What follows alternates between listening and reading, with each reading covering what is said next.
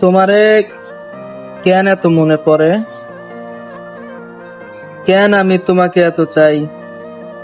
তোমার লগে কথা না কইলে কেন আমার বুকের মধ্যে দুঃখ হয়?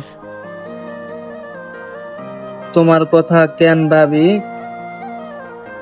কেন তোমাকেই পেতে চাই? তোমাকে না পাইলে কেন আমার পৃথিবী অন্ধকার হইয়া যায়? তুমি আমারে কইবা কেন আমি তোমার এত ভালোবাসি?